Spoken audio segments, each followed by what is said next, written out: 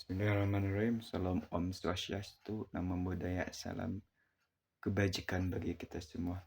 Saya membuat video ini adalah untuk memenuhi salah satu tugas mata kuliah kriminologi. Perkenalkan, nama saya Muhammad Muslim dengan NIM 2487272030009.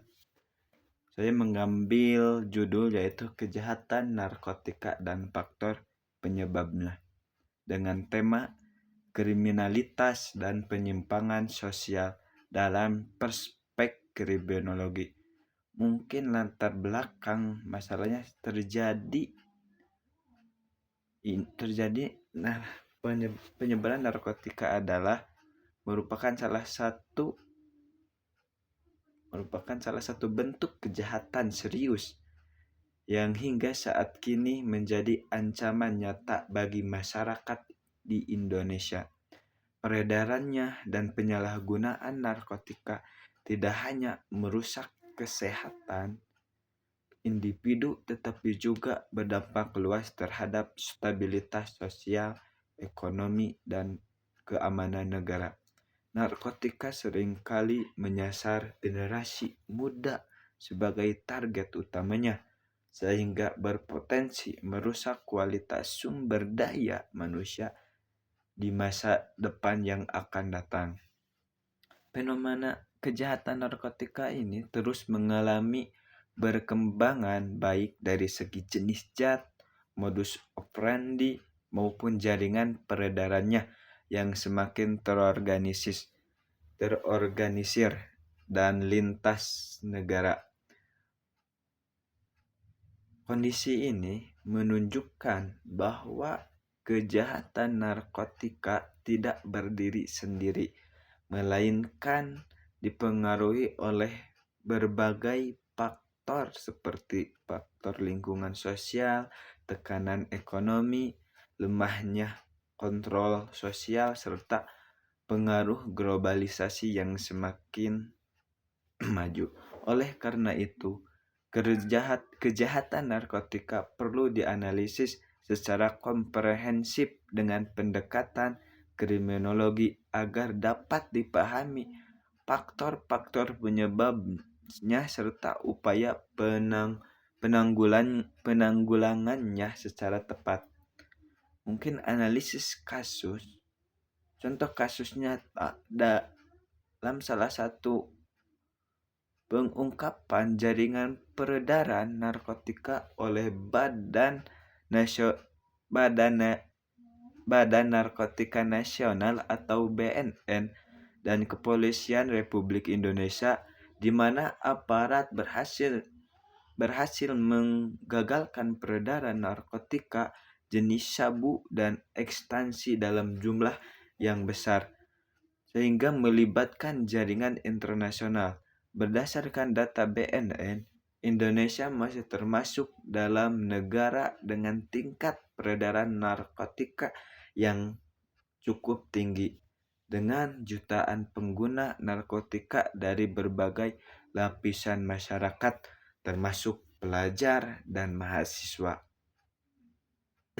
Kasus-kasus tersebut menunjukkan bahwa narkotika tidak hanya dikonsumsi oleh kalangan tertentu, tetapi telah menyebar luas ke berbagai kelompok sosial.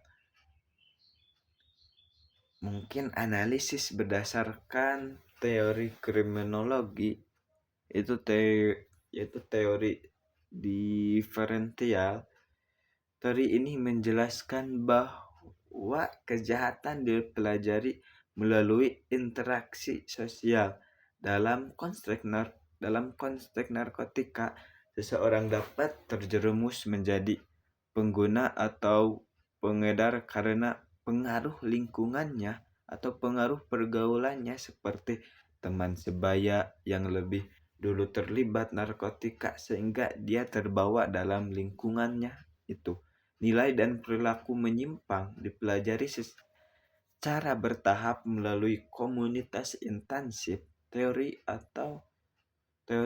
anomie menurut teori ini, kejahatan muncul akibat ketidakseimbangan antara tujuan sosial dan sarana yang tersedia secara ilegal atau secara legal.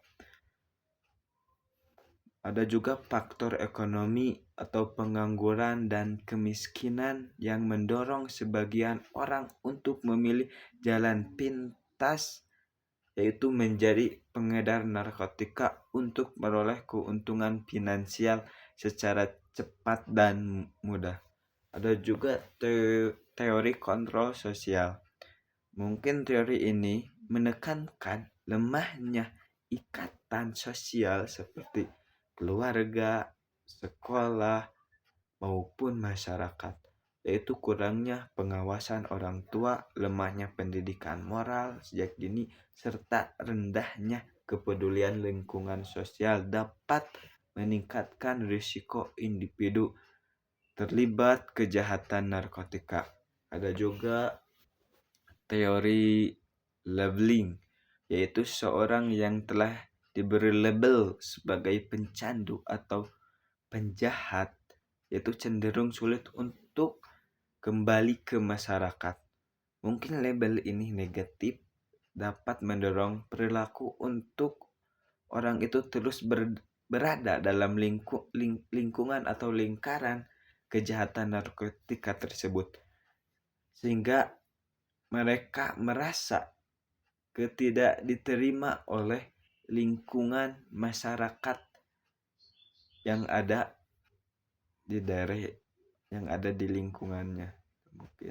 Mungkin dari kesimpulan tersebut saya dapat menarik kesimpulannya, yaitu kejahatan narkotika merupakan masalah kompleks yang dipengaruhi oleh berbagai faktor, mulai dari lingkungan, kondisi ekonomi, atau lemahnya kontrol sosial, sehingga pengaruh globalisasi dan jaringan kejahatan terorganisir.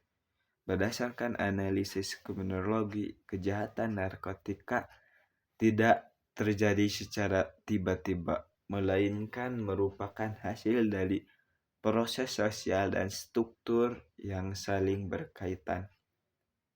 Atau juga ada sarannya, yaitu pemerintah perlu memperkuat upaya penjagaan melalui pendidikan anti narkotika sejak dini. Atau aparat penegak hukum harus konsisten dan tegas dalam memberantas jaringan-jaringan peredaran narkotika.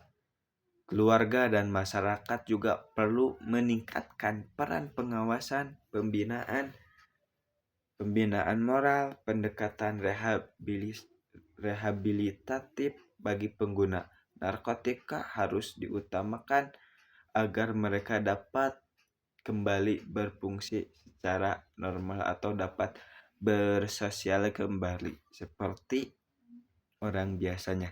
Mungkin sekian yang saya dapat sampaikan. Mohon maaf bila ada kata atau ucapan yang salah. Saya tutup dengan mengucapkan Assalamualaikum warahmatullahi wabarakatuh.